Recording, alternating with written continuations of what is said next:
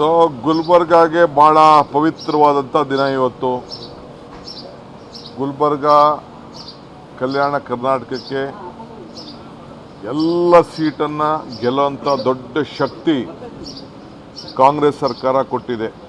ನಾವೇನು ಮಾತು ಕೊಟ್ಟಿದ್ದೋ ಕಲ್ಯಾಣ ಕರ್ನಾಟಕಕ್ಕೆ, ರಾಜ್ಯಕ್ಕೆ, ಆ ಮಾತನ್ನು ಇವತ್ತು ನಡೆಸಿ ಭಾಳ ಆತ್ಮವಿಶ್ವಾಸದಿಂದ ಈ ಚುನಾವಣೆಯನ್ನು ನಾವು ನಡೆಸ್ತಾ ಇದ್ದೇವೆ.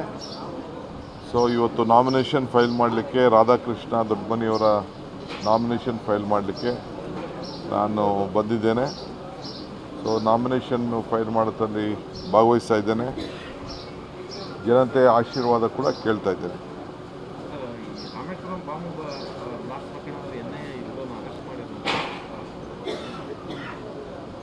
ಈಗ ಅವ್ರ ಡ್ಯೂಟಿ ಅವ್ರು ಮಾಡ್ತಾ ಇದ್ದಾರೆ. ನಾವು ಸಂಪೂರ್ಣವಾದಂಥ ಜವಾಬ್ದಾರಿ ಕೊಟ್ಟಿದ್ದೀವಿ. ಯಾರು ತಪ್ಪಿಸ್ತಿದ್ದಾರೆ ಅವ್ರನ್ನ ಈಚೆಗೆ ತೊಗೊಂಡು ಬರಲಿ.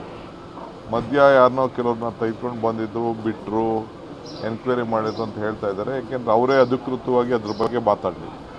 ನಾವು ಮಾತಾಡೋಕ್ಕಿಂತ ಮುಂಚಿತವಾಗಿ ಅವರೇ ಮಾತಾಡೋದು ಒಳ್ಳೆಯದು.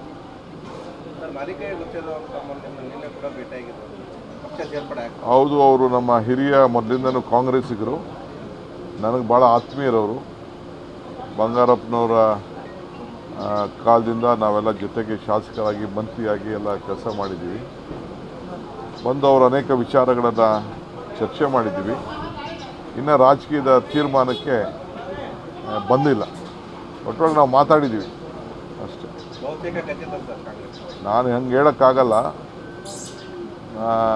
ಅವ್ರಿಗೆ ಭಾಳ ಒತ್ತಡ ಇದೆ. ಪಾಪ ಭಾಳ ಅನ್ಯಾಯ ಮಾಡಿದ್ದಾರೆ ಅವ್ರಿಗೆ.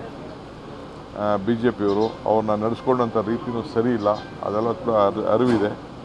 ನಾನು ರಾಜಕೀಯದಲ್ಲಿ ನಾವೇನು ಮಾತಾಡಿದ್ದೀವಿ ನಾನು ಚರ್ಚೆ ಮಾಡೋಕ್ಕೆ ಹೋಗೋದಿಲ್ಲ. ಒಟ್ಟು ನಾನು ಇಬ್ಬರು ಆತ್ಮೀಯ ಸ್ನೇಹಿತರು. ಕುಮಾರಸ್ವಾಮಿ ಅವರು ಹೇಳ್ತಾರೆ 1 ವರ್ಷದಲ್ಲಿ ರಾಜಕೀಯ ಬದಲಾವಣೆ ಆಗುತ್ತೆ ಅಂತ ಹೇಳಿ. ಹೌದು, ಖಂಡಿತ ರಾಜಕೀಯ ಬದಲಾವಣೆ ಆಗ್ತದೆ.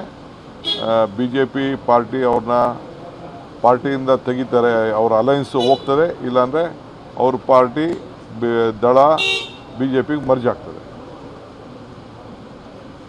ಅದು ಅವ್ರ ಪಾರ್ಟಿ ಬದಲಾವಣೆ ಕರೆಕ್ಟ್. ಅವ್ರು ಹೇಳ್ತಾ ಇರೋದ್ರಲ್ಲಿ ಸತ್ಯ ಇದೆ. ಇಲ್ಲ ಬಿ ಜೆ ಪಿಯವರು ಅವ್ರನ್ನ ಓಡಿಸ್ತಾರೆ, ಇಲ್ಲ ಬಿ ಜೆ ಪಿ ಒಳಗಡೆ ಮರ್ಜ್ ಆಗ್ತಾರೆ.